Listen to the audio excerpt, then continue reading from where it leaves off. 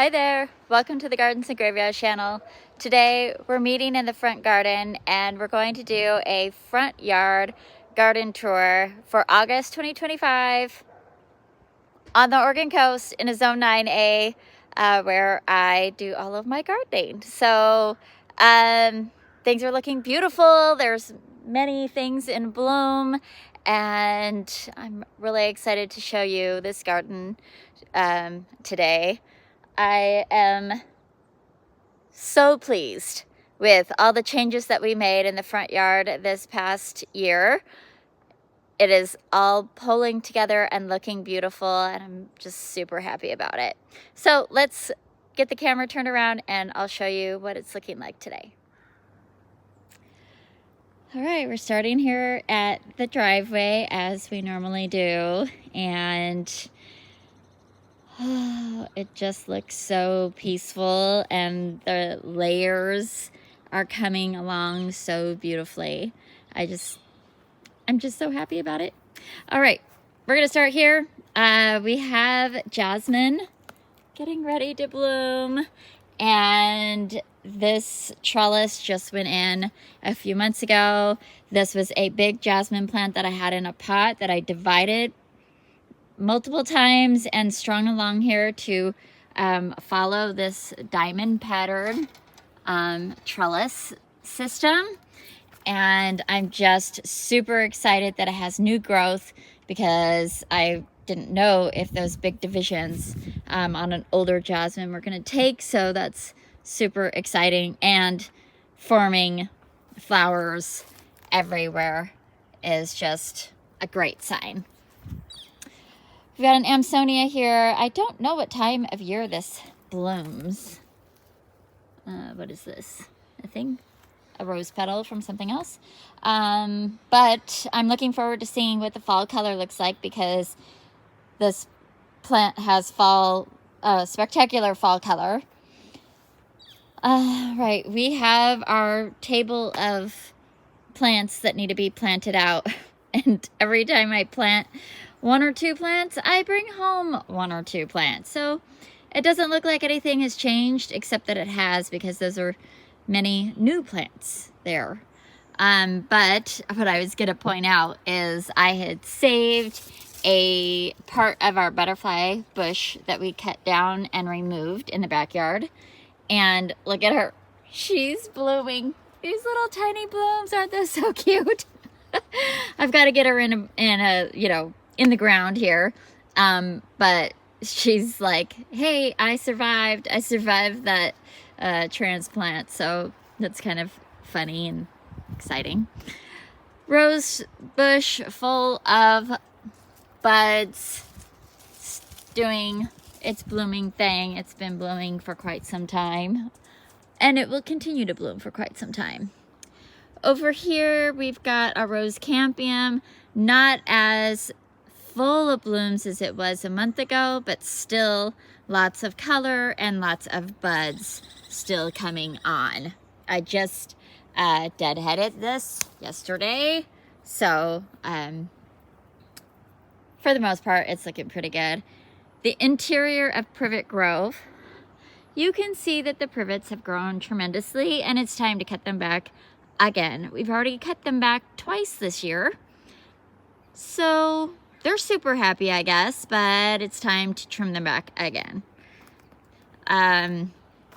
Inside of Privet Grove, the Pearly Everlasting is blooming and sparkling in the shade, which is so fun. And then our giant hostas this year are getting a little tired. This one just started blooming. Those are done blooming. I need to cut down the stalks. They're getting a little tired. It's towards the end of the season, and they just start looking a little weary. Same with these hostas here.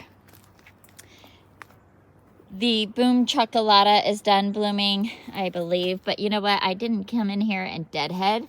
So I kind of wonder if I do that, if I'll get another flush. So I'll probably try doing that in the next day or two. This is our first pot that we're going to come to. There's 4 pots total.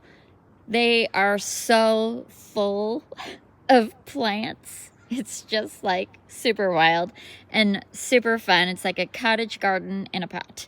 So we have several different kinds of zinnias in here, different colors and shapes, styles, all the things. We have a snapdragon. There's a white snapdragon showing up right here. There's other snapdragons coming on. We have a super tunia. Which one is this? I don't know. It's the one that oh, Picasso, right? Purple and Picasso, something like that, with the green tips. It's kind of a fun dealio. Inside of here, we have a baby weeping hydrangea, which we just planted. It was in a pint container when we planted it, and it's competing well enough with all these zinnias for its first season. And we have a dahlia that just opened. Isn't she so sweet? This is one of my seed dahlias. So I grew this dahlia from seed, and I think I'm going to be calling it Day Glow because it has kind of that sunset colors and just like sunny disposition, and it's just kind of interesting. These have like stayed a little bit curled in here. It's just kind of interesting shape. All right, we've got some purple lilies blooming here. They're just about done, and like this one is done, needs to be deadheaded. So we won't have that color much longer. The bridal's wreath is done blooming, so I'm going to come through and cut these back here soon so they don't seed everywhere, because we have plenty growing everywhere. We recently planted Veronica. The blue Veronica is a little further along. Definitely time to deadhead those. These lilies are just now opening. This one just opened like an hour ago. Isn't it so pretty? It smells so good. And behind all of this, we have our giant ball of hydrangeas. This thing is so wild. It is just such a big show off in the garden this year. Just really beautiful, huge. It's 12 feet tall. It's just amazing. Probably 8 to 10 feet wide at its widest. Just beautiful, beautiful specimen this year. Can't wait to get in there and harvest some of those blooms and make an arrangement here soon. Let's turn this way a little bit into this garden. This is the rose garden. We just did a whole garden room rearrangement slash revamp slash renovation of this space. We put in a new pathway and created beds for the roses, rearranged some of the roses, added new roses. So what we have here is the Italian Ice Oh So Easy rose, and you can see it comes out in these buds that kind of have this hot neon salmon color, and then they open up to this yellowy color, and they end up fading into this pinky color, and they get these like crazy splotches when they get overhead water or rained on.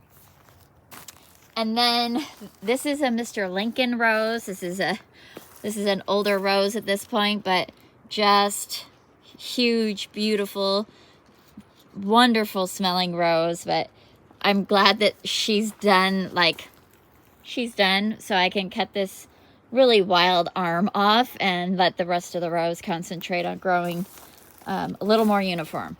Here is pot number 2. Another super fun wild cottage garden style happening here. We have Bermuda Beach Super Tunia. We have variegated vinca. We've got zinnias. This one's a red.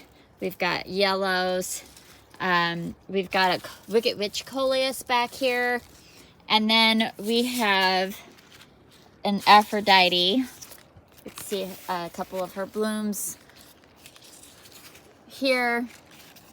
It smells like grape jelly to me. And then we've got more dahlias getting ready to bloom in there. So my understanding is that these Aphrodite plants smell different to different people, like wine. I think somebody said cotton candy. What else? There was another description too, but to me it smells, I haven't tasted it. It smells like grape jelly, which is fine, but it's not like the best smell in the whole world to me.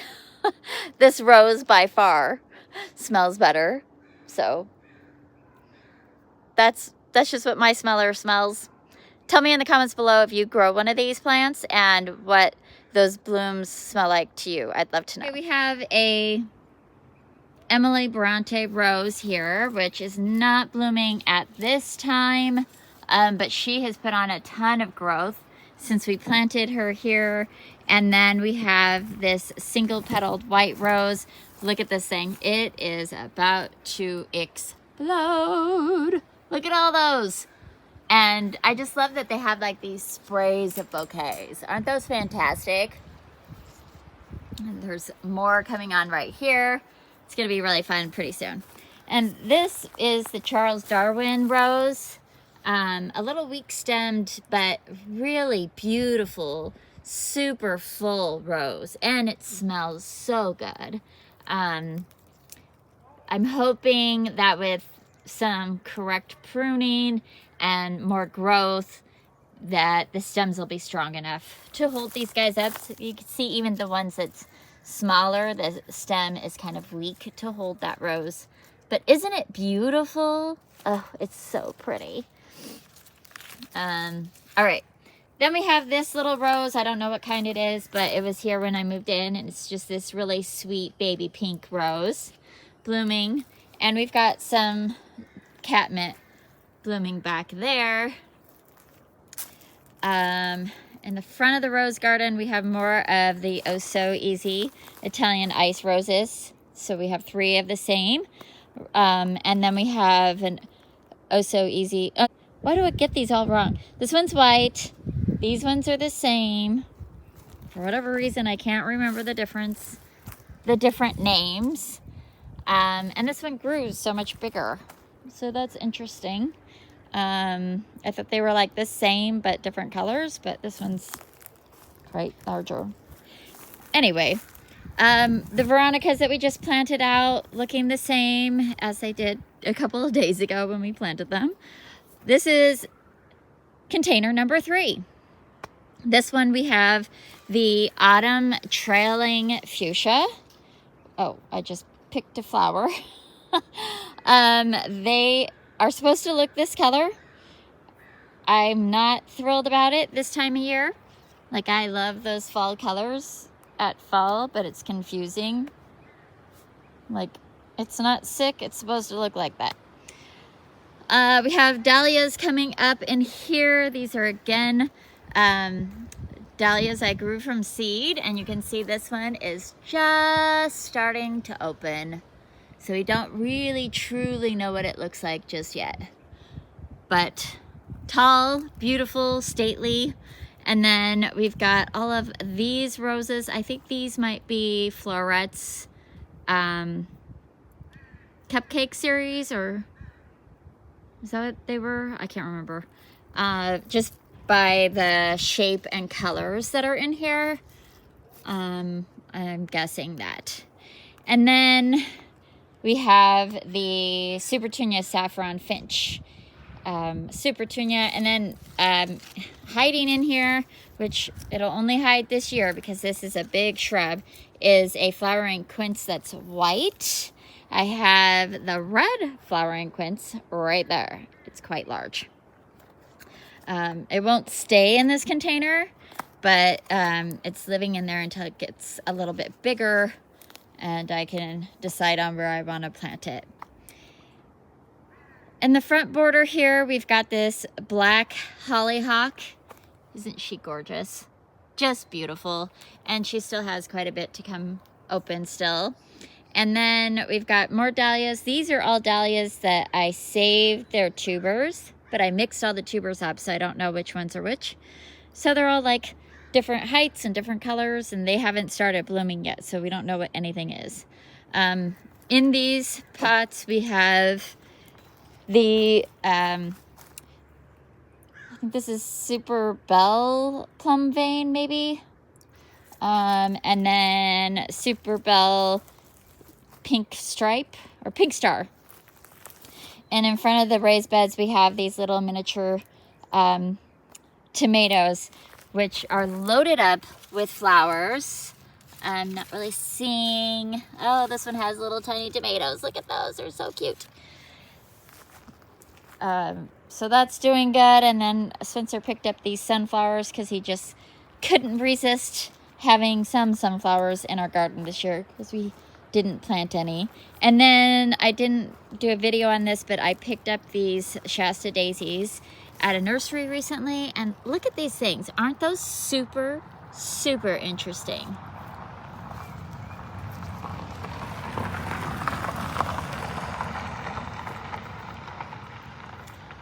I just love them. I wanted a different kind of Shasta daisy than we already have, but I wanted something. We have our big patch of Shastas right there, and I want it to kind of mimic a white patch over on this side as well. In this very front border, we have Philopendula or goat's beard. Look at those, all those seeds. Woo. We've got a couple of different varieties, and that one's not blooming, but yeah, just kind of a fun little fluffy flower there. Flowering quince is done blooming, but I saw a bloom on here the other day. Got a couple of dead pieces that need to be trimmed out. Maybe the bloom fell off. This is like 3 days ago. I was like, what is there a bloom in here for? Okay. Black-eyed Susans starting to pop open. Fun, sunny disposition of a plant, just in time for me to cut back our Lady's Mantle blooms that are looking a little tired. Same with this side. This one's a little further behind. This one is too. This one has, the blooms are a little bit more fresh. Makes sense. Super Tunia Jazzberry. Looking absolutely gorgeous in this pot all by itself. And then we have pot number 4, container number... Okay, where were we? I had to stop and check on our dinner. I think we were at container number 4. Container number 4, we have another dahlia that I grew from seed. It is this whole thing. It is one dahlia. It is so wild. It was the first one that opened. It is just full of blooms. I think it got its idea from these Shasta daisies. And then we have all kinds of zinnias. This hot pink, salmon. That's it right now. There was some lighter pinks earlier. Then we've got these, is it persimmon, I think, maybe? And then we have a vermillionaire coming up through here. You can see their blooms. The hummingbirds love this plant. So that's gonna be fun here soon. You can see we've cut down all of the columbine. That's all kind of cleaned up. Not much color going on out there at this point. We've got these Shasta daisies looking gorgeous. Definitely need to start getting deadheaded, but they'll be around for a little while. Then our hibiscus is getting to be a decent size this year. It's like maybe the biggest I've ever seen it. And I see a little tiny bud right there, so that's pretty exciting. The red hot pokers or Nephophia, this is the pumpkin variety that blooms later in the year. And you can see the foliage is a little bit different. It's not as wide of a strap as the traditional red hot pokers, and they're not as tall. They're maybe like 3.5 feet tall. And then below that we have the garden phlox, the perennial garden phlox. And it's just looking so pretty with these hot pink blooms, these dark stems. Just love it. We have cut back all of our oxeye daisies since the last tour, and outside of the rose campion up there, there's not a whole lot of color going on up here. We'll just talk about the top part of this herb garden, and we've been showing a lot of the herb garden recently, so we'll do an herb garden tour here again in a couple of weeks. But we did do a garden tour, herb garden tour, maybe a week or so ago. So just check in the playlist for home garden tours, and you could see all the recent tours.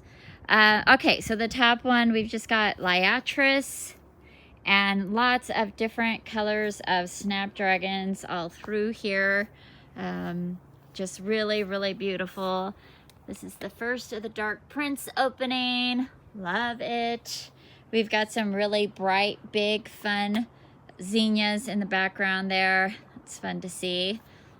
Some snapdragons in this little container, along with creeping Jenny and some succulents. We still have borage going on in here. I'm waiting for it to go to seed so I can collect the seed. But it's just like taking its sweet time. We also have this really beautiful ornamental oregano. This is my favorite plant, herb. Just, it's so beautiful. And then we have some snapdragons in the back side of that pot. The Hebes are blooming. Aren't these super fun? This is the Marilyn Monroe Hebe. And then we have, oh, that Hebe's not blooming anymore. It was blooming last month. What else do we have up here? Just the Supertunia bubblegums in the ground, looking fantastic. Much better than they were when the crown of the plant kept getting eaten by slugs. But I think we're kind of past that point in the year, and they're looking really good. Let's go ahead and take a look at these containers up on the deck. So I thought that the snapdragons would be okay here. We are getting a few buds way up high. They're just like reaching for the sun and hopefully will bloom. They're a little weak. I probably won't do snapdragons in this location again, but it was worth a shot. I had so many seedlings. I just put them everywhere. We've got these really beautiful baskets this year. We'll look at them from the front too. But these hanging baskets have Hoopla orchid, Hoopla vivid orchid, Supertunias, and then the buttercream nasturtiums, and the Empress nasturtiums. And then we also have a couple of zinnias popping up in there, and a snapdragon. Look at that thing, it's way up there. Kind of repeats in the porch or the rail baskets. Buttercream nasturtiums. This one has the plum vein petunia. This one, these have a couple of different kinds of snapdragons in here, and a red impatient or sun patient. And then this one, some repeats along with the really red super bell and a variegated sun patient with hot pink flowers. This basket is the same as the other, and then this one has the super bell yellow and another sun patient with a lighter pink flower and no variegation in the leaf. Look at these snapdragons. Aren't those the sweetest? The pink and yellow. Oh, they're so sweet. Look at that two-tone going on there. We have our bay leaf tree here. It's looking really happy in this location. And then it's ringed by more snapdragons, a little bit of heuchera, and we have another little mini tomato here that I just keep turning, and it's got some flowers but no tomatoes yet. What's going on here. While we're up here, we'll just take a quick gander over the herb garden just to see how abundant and lush it looks. So beautiful this year. Maybe every year, but there's something different every year, so I'm just loving it this year. Let's go back over there and look, looking back at the house so you can see the front side of these baskets. There they are. They're so super fun. They're so fun and super, super full. These baskets might be my favorite that we've done so far. Just overflowing abundance and just like exciting summer fun. I don't want to forget to point out these hanging baskets too. They're a little, you know, understated, but they are succulents. They're all in bloom, which is super fun. And there's another little container here of the same succulents in bloom. Just a little sweet touch. And then one last thing that I wanted to show you all was our lemony, or our, not our lemony lace, our black lace elderberry, which has tripled in size this year and is looking really pretty. It's done blooming, but it's really filling in its space, which is super fun. And there she is. She's just like filling in this space, and as soon as I cut back the privet, she'll be able to grow even more, which is so cool. I mean, if this hydrangea from this level, because our ground slopes a lot, from this level, our hydrangea is probably 8 foot. That's a good 11 or 12 feet all the way at the top, which is just super fun. And I just love her. I love that black foliage, especially up against the blue flowers. It's so pretty. And then we did plant a lemony lace down here. You can't even see it through this crazy privet. Okay.